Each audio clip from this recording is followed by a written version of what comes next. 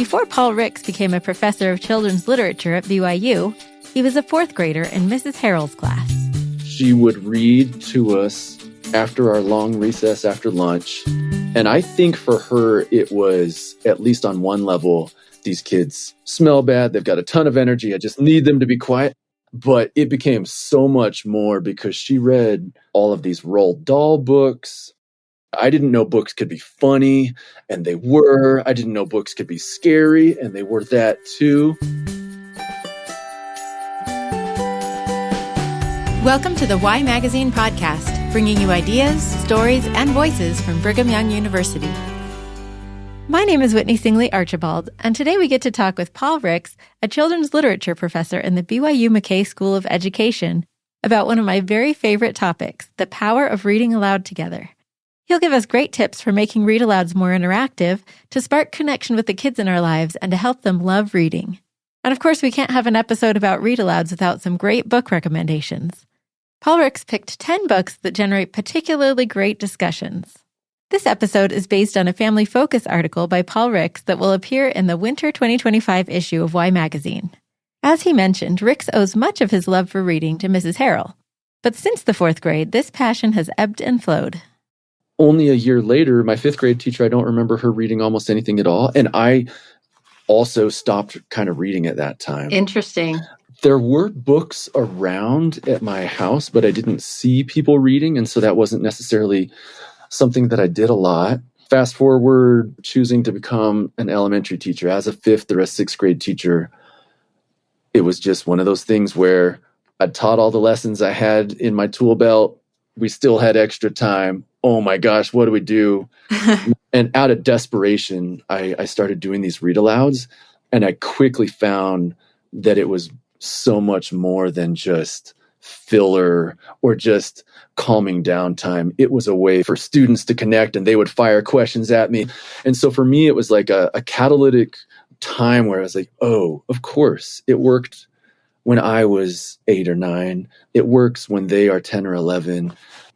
And I found myself just reading out loud as an elementary teacher. And that's probably where the love came back, where it was every bit as exciting as I remembered it as a little kid, except now I was experiencing it through adult lenses, being the quote unquote Mrs. Harrell in the room.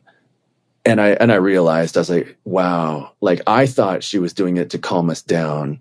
She was doing it to make connections, to establish rapport, to infuse vocabulary, to expose us to diverse text types, boys reading girl books, girls reading boy books, people who think they've graduated from picture books suddenly having a picture book read to the end. Now I'm a nerdy children's lit professor. I think that's so cool. You've approached it from so many different lenses. I'm curious, now that you are on the professor side and you've been able to do some research, what have you learned about why this is so magical? Why does this have such an impact on students? Oh, some of my research is actually anchored in other people's, and that's just the nature of research, right. Like you're kind of building on somebody else's. And as I was thinking through read aloud experiences that I'd had in the elementary classroom, why did they work? Why did sometimes they bomb?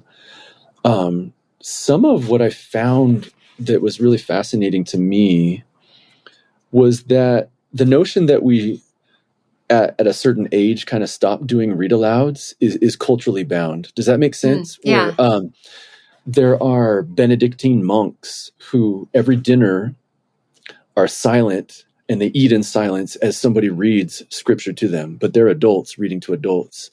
In Cuba, 150 years ago, because they had these cigar factories, they were rolling the cigars and they thought, oh my gosh, like these people are going to get so bored. They would read newspapers while somebody was sitting atop a table. And fast forward 150 years, it's a prestigious profession to read over the loudspeaker as people are working in cigar factories. So like, wow. The notion that like we only do it in childhood, that's a culturally bound thing. We're never too old or young to benefit from it. It opens up a way for us to be human. We want books to teach us about life. We want books to teach us about what it means to be a person. But if we don't have a chance to talk about it, then a lot of it's kind of insulary. Whereas in a read aloud, it's like, I experienced it and I'm getting to share and I'm being heard and I'm being seen, and so are you and so are the other people. And that is not entirely dissimilar to what happens during a really great gospel doctrine class. They read it out loud and then they tell us why it matters, and then we're able to put pressure on it, and then somebody else builds or contradicts or and that's kind of why it's an explosive learning space, I would say. Yeah, I hadn't really thought of that as a read aloud experience, but I guess it is, isn't it? Well, and we have a higher listening capacity than speaking or reading capacity, right? And so like I'm relaxing as somebody's reading something to me. And so I can think of all of the connections to my life instead of, am I pronouncing this correctly? And it's an explosion of languaging because younger and older readers can pause in the moment and say, is that how you say that? It looks like denouement, but it's denouement? Like, what the heck does that mean, Mom? And they're, oh, well, and then maybe you connect this more robust vocabulary word to a lived experience. It's just like all of the natural ways, instead of take these 10 words home, study them all week, acquire vocabulary. That's not really how it works. Okay, so one of the other lenses you have is as a father. What do read alouds look like in your home? I'm a father of 3 boys. Okay. And I will say that it's kind of a built-in cultural thing of our family at this point. Pretty much on the daily, I'll just bring a few books and I'll say, hey, this is what this one's about. This one, which one do you guys want to read? So I think one thing about it that looks cool is the choice involved. We have the book in a space where we can actually all see it, because I'm often bringing visual texts home and I don't just want them to hear. And they will often grab the book out of my hands if they've seen a little secret something, a little, whoa, did anybody else notice? And we'll go back a few pages. And the thing that I think I'm happiest about is that it seems like in those moments, the book is less important than the people talking about the book. And so they know after the dishes have been done and once people are in pajamas, like that we're going to read some books together. And sometimes they like to be the readers. Typically, if we do that, we let them practice a little bit so that they can feel confident before.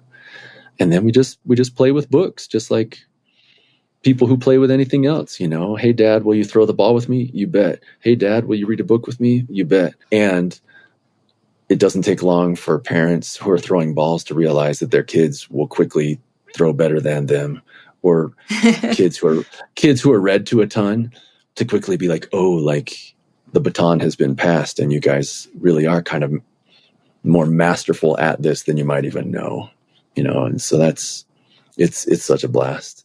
Oh, yeah, I agree. Like it's been some of the most bonding moments with my kids. And there's kind of some books that have become a rite of passage. Oh, like we're now ready for this one and everybody's read it. Now it's your turn to read it. And, you know, it's kind of this cool thing. Well, I thought that there would be some books like they're like, oh, so my first son, who's now 12, when he was, I think in kindergarten or first grade, he just fell in love with Harry Potter. And those are so fun to read out loud. Like, and it's so cool to watch your kid's eyes become humongous as he's excited because he knows that Harry's a wizard, but Harry doesn't know that he's a wizard. And then, you know, the kid right under him is just a few years younger. Like, oh, I know what's going to happen because with kid A, so-and-so really loved and he's like, I want to read about volcanoes. And you're like, but are you sure you don't want Harry Potter? Like, your brother had a very positive experience. He's like, no, like volcanoes are kind of my jam right now. I'm like, okay. It's so similar to so many other things in our lives where what works for person A doesn't necessarily land for B. Yeah.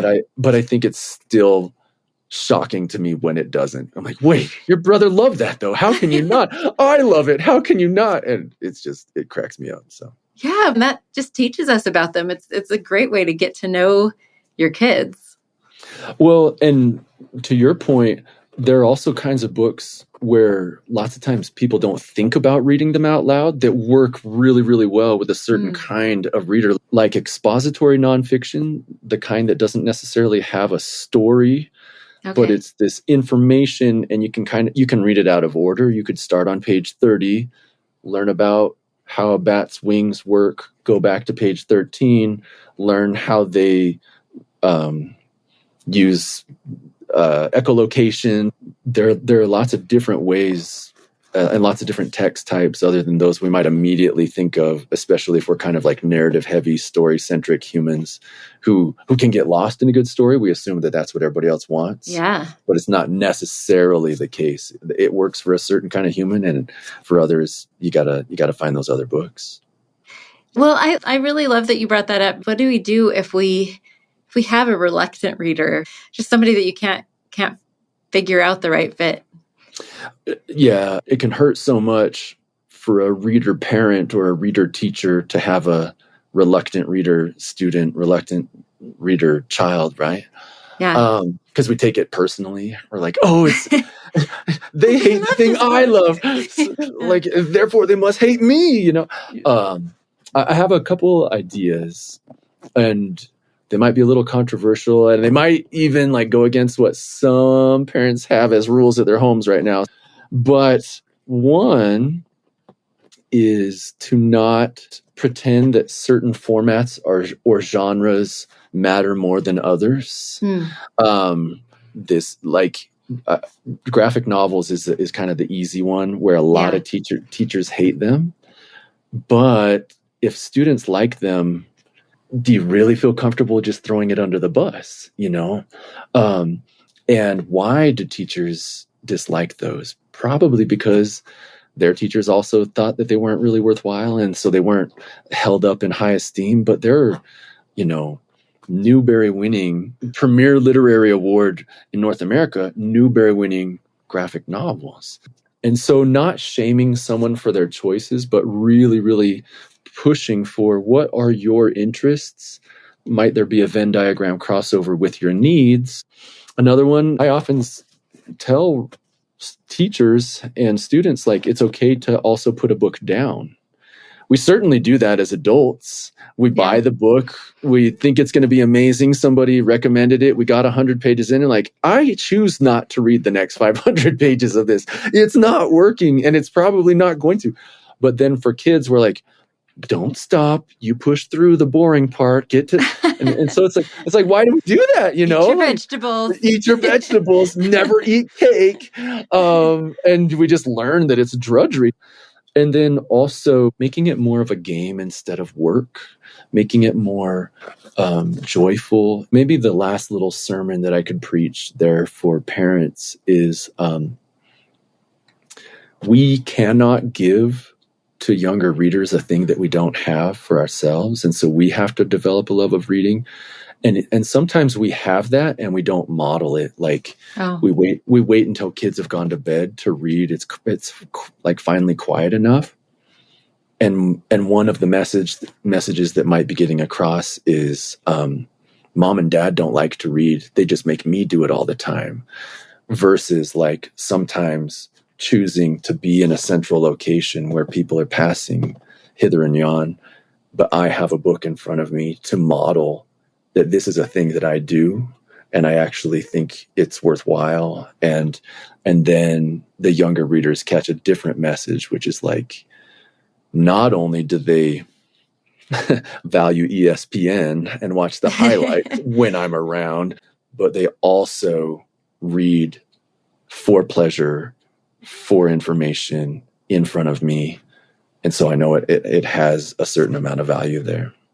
I love that permission too, because I often feel like I'm lazy if I'm sitting down and reading a book when the kids are busy and stuff. But now you just gave me permission to sit with the book and enjoy a little break and let them see me read. Well, and I feel like map it onto other artistic spaces. Yeah. Is it similar to painting in front of your child? Oh my gosh, we value art. Is it similar to singing in front of your child? Oh my gosh, we value music. Like, that's how a lot of people acquire a love of things, is seeing their models, their more adult models, do the thing. They need to see that reading happens. Otherwise, it seems like a thing you only do at school, or you only do in childhood, instead of a thing that you can do for forever. Yeah. Well, and it goes back to that cultural piece that you were talking about, how you've built a culture of reading in your home. Mm-hmm. That's how you build the culture of reading in your home. You just Yep. do it. Yep. It's a culture of appreciation. It's a culture of joy instead of drudgery, pain, punishment, etc. Yeah. Yeah, well, and I like the idea of not limiting it to a specific time or place. Like, yeah, bedtime is a logical time to Mm-hmm. read, but I am more of a morning person. So in the summer, I'd wake up, go out on the deck, read my book, and then my son would, as soon as he woke up, he'd come straight to the deck and we'd read our read aloud then, instead of at night. Sure. And what a gift for that child to wake up, and in the same way that some people enjoy a hot drink in the morning, and it like is how they start their day, like that child is seeing like, oh, this is a way to start a day. That's beautiful. I've heard you talk about interactive read alouds. Can you kind of define what you mean and talk about how to generate engaging questions that'll encourage dialogue? So an interactive read aloud is different than a traditional one in a couple different ways. So in a traditional read aloud, that's the one we often find in schools, when you've got 5 minutes to read a book, just reading straight through, and you're supposed to kind of be quiet. It's just to have the experience wash over you. An interactive read aloud, dialogue is actually the point. And so all of them in the moment responses, thoughts, feelings, questions, those are all fair game. And no need to raise a hand, but it's just a fire away. If you think it, then it's okay to say it. And so when discussion really is the main point, when I want to talk with you and to you, and I want to hear what you have to say, sometimes we shoot ourselves in the foot by saying something like, oh, isn't that interesting? And then somebody can say, yeah or no. But what we want is like, did you find anything interesting about this? Like, and so closed questions, or those that can be answered with a no or a yes, can often be switched into more open questions by saying like a how or a why. How did that happen? Why did they do that? That's great. It reminds me, my mother-in-law loved reading some of the emotional books, like Where the Red Fern Grows, Bridge of Terabithia, all those, because she liked being able to engage in an emotional experience with her kids in a safe space, and then talk about those feelings and be able to experience those together. Yeah, it sounds like, has tapped into an idea that I think is really sophisticated, which is those books are a safe space to experience emotions. Yeah. Like reading about a house that's on fire, we do wonder, oh, how would I respond? And we might start to feel our heart beat a little faster. Or hearing about a dog that's getting sick, we think, oh man, like that is really, I do feel sad. And yet we also know this is inside this book. Yeah. Like the death is real, but the death inside this book has certain limitations and affordances. I would love to end with some recommendations. Maybe if you could share some of the books you like that facilitate that interactive read aloud. Okay. Maybe I'll go through a couple different formats and genres. Perfect. I love all the John Clausen books. He has a hat trilogy. One is called great. I Want My Hat Back. The other is This Is Not My Hat. The other, We Found a Hat.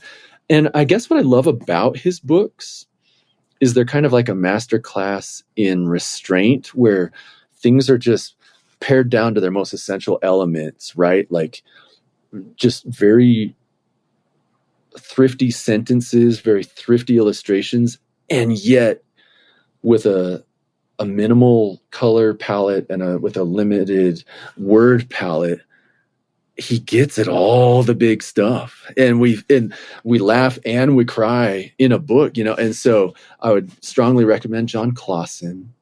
I love a book called "I Talk Like a River," and it's more of a serious sort. And what I think is so interesting about it is there's this continuous figurative language. I talk like a river. Well, what the heck does that mean?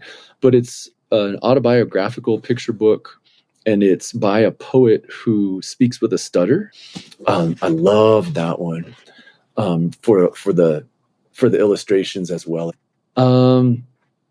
I love a wordless picture book by an author illustrator named Sean Tan, and it's called The Arrival, all about feeling out of place as one moves from one environment to another. But it's got fantasy elements, and that's kind of the conceptual or visual metaphor of how the author shows what it feels like to come from one culture and be in another. Cool. But it's also cool to do as an interactive read aloud because there are no words. How are we making sense of this story? What do you see? What might I be missing?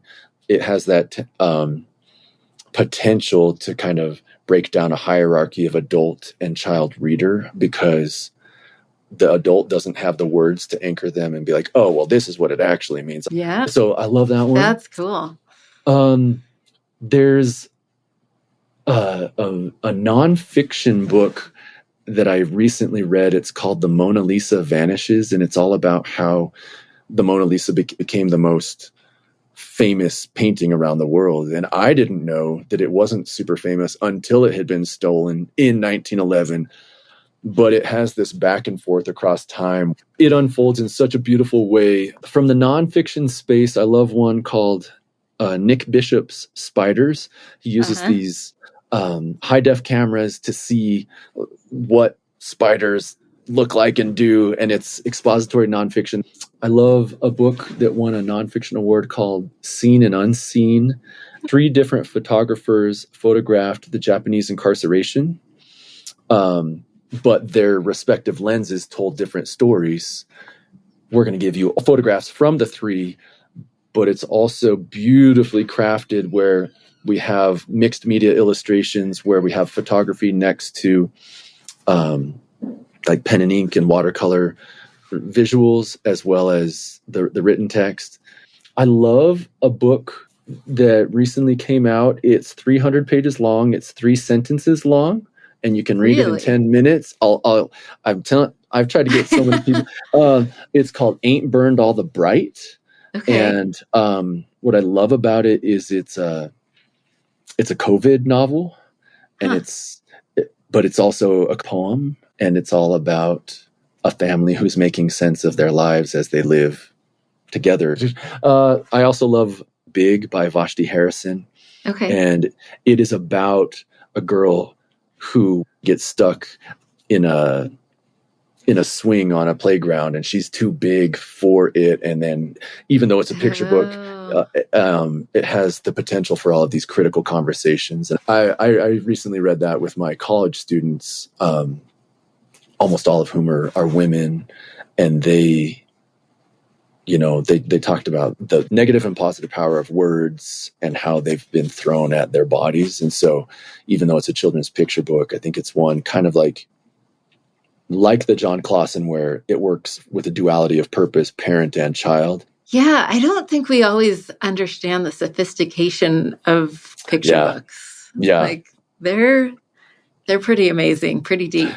Yeah, I would suggest any of those over and over and over again because I love them so much.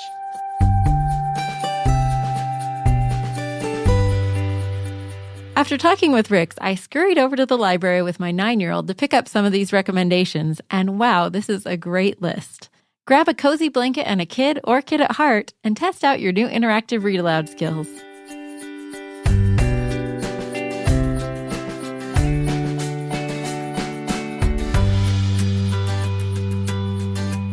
Thank you for listening to the Y Magazine podcast. If you enjoyed this episode, you might also enjoy Artful Parenting, Making Creativity Part of Your Family Culture, and Making Peace, How to Mediate Conflict in Our Families.